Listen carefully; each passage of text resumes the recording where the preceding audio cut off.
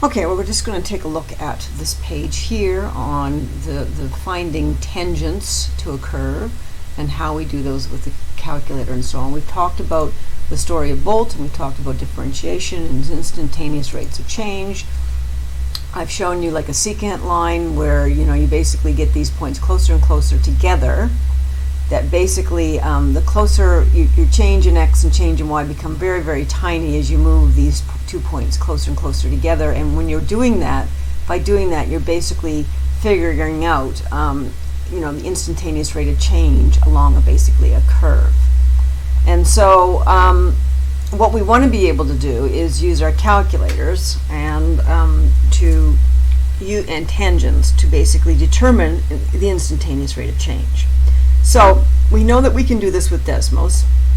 We can get Desmos to basically graph. So we've got x squared as our graph. We've got a tangent line, and let's say we want, let's just go by ones here. We want to know when the tangent hits 1. So let's make the tangent hit at a point of 1. So that's that point there.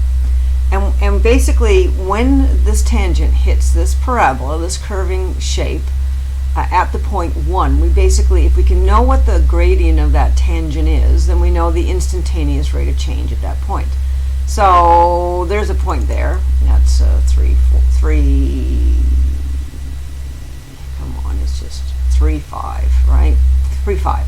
So if we go up from 1, 1 to 3, 5, that's a 1, 2, 3. That's a movement of 4 over 2. 4 over 2. Well, we could have used this point here, 2, 3, which is a move from 1, 1 to 2, 3. It's up 2 and over 1. So that's a gradient that's basically a gradient of 2. 2, right? That has that line there, that purple line has a gradient of 2. If I change the graph to 2x squared, and then I want to know what the tangent that's going to then hit, let's make it hit at 1 again, at x is 1, so that point there. And you can see that the gradient is quite a bit steeper, and so we want to know what the gradient is at that point, what the gradient of the tangent is when it hits the curve at 1, x is 1. So we need another point. Okay, so maybe we could use that point there, 2, 6. So from 1, 2 to 2, 6. 1, 2, 3, 4 over 1.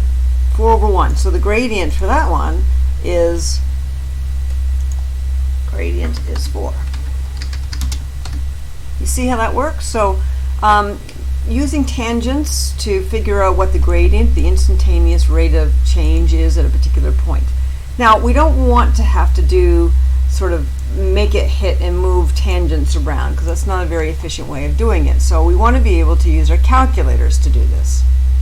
So if we use our Casio calculator, and let's say I just put the 2x squared in there, and I get the graph to draw.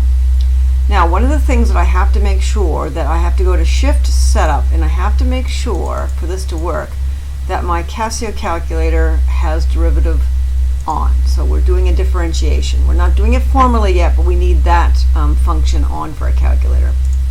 And so we draw that, and then what we do is we go to the sketch function. We go Shift Sketch, and I want it to sketch a tangent.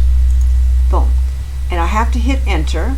Now, I'll hit Enter to get it, but I want it to do it so for x is 1, right? So for x is 1, I want this calculator to show me where the tangent is when it hits 2x squared at 1.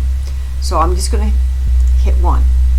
And now it comes up like this and hit Enter. Yep, I want 1. And then hit Enter, and it will draw your tangent. Now, drawing your tangent, this thing here comes up 4x minus 2. And guess what that is? That's the equation of your tangent, and the 4 is your gradient of the tangent. So at point 1, at this point here, the gradient of that tangent is 4. And you can, you could do it by hand, count up, and go over, and deal with it for 2x squared. But basically, that's the gradient. So the instantaneous rate of change for a point at 1. This I've actually done. I should probably get rid of that. I should probably just show what it looks like for x squared. Maybe we just show it for x squared, so it makes sense, right? We did this already. But if I make a 1, so and I go up to that point there, that we know that we go over 2, up 2, and over 1. So the gradient is 2, right? So that's just telling us what the gradient is, the instantaneous rate of change at any particular point. And we can use our calculator to help us. So when it comes up with the equation for the tangent to a particular line, we could try 3. And in this case, why is it doing that?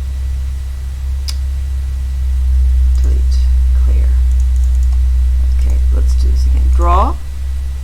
I want to sketch a tangent, and I want to go to 3. No, it's going to give me, it doesn't give me the equation, it just gives me what the differentiate, what the, because it's not showing, I guess that's because it's not showing on the graph. We don't have enough, so let's just exit this. I want to draw, but I want to change my window, shift window. Let's make the window a little bit bigger. Okay, draw. All right, so I want to shift, tangent, and let's go 2.